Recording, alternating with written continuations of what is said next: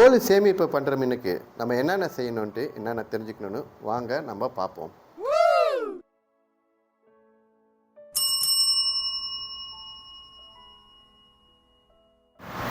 Hi, வணக்கம் அனைவருக்கும். வணக்கம் நண்பர்களே.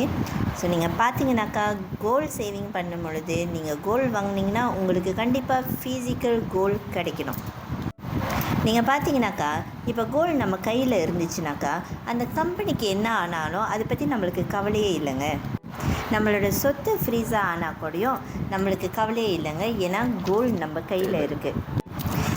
நோட்டு வேல்யூ இல்லாமல் போனால் கூட நம்மளுக்கு கவலையே இல்லைங்க. ஏன்னா கோல்டு நம்ம கையில் இருக்குது. ஸோ கோல்டோட உண்மையான வேல்யூ எங்கே இருக்குதுன்னு பார்த்தீங்கன்னாக்கா அதோட ஃபிசிக்கல் ரூபத்தில் தாங்க இருக்குது. ஸோ அதனால தான் பல வருஷமாக எங்களோட மென்டோர் துவான் ஜுல்கி ஃப்ளி ஷஃபி என்ன சொல்கிறாரு அப்படின்னா, பல்லி அம்மாஸ் மிஸ்டி டப்ப அம்மாஸ், நீங்கள் கோல்டு வாங்கினீங்கன்னா, காசு கொடுத்து வாங்கினீங்கன்னா ஃபிசிக்கல் கோல்டு உங்களுக்கு கிடைக்கும். ஸோ உங்களுக்கு வெறும் நம்பர் கிடைக்காது, இல்லை ஒரு பேப்பர் கிடைக்காது, இல்லை ஒரு தாள் கிடைக்காதுங்க. உங்களுக்கு பப்ளிக் கோல்டில் நீங்கள் கோல்டு வாங்கினீங்கன்னா இந்த மாதிரி ஃபிசிக்கலாக கோல்டை விட்ரா பண்ண முடியும்.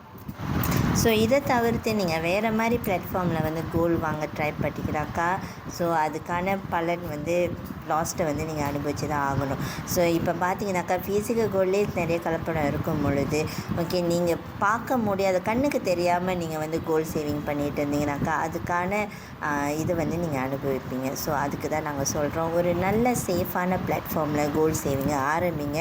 16 வருஷமாக இருக்குது பப்ளிக் கோல்டு. 1.3 மில்லியன் கிட்ட கோல்டு சேவிங் செஞ்சுக்கிட்டு இருக்காங்க. ஸோ நாங்கள் உதவி செய்யணுமா? நீங்கள் கோல்டு சேவிங் ஆரம்பிக்கிறதுக்கு எங்களுடைய பயோவில் போய் நீங்கள் கிளிக் பண்ணுங்கள். ஸோ மறந்துடாதீங்க, இது ஷேர் பண்ணுங்கள், ஃபாலோ பண்ணுங்கள், அப்புறம் லைக் பண்ணுங்கள். பாய்.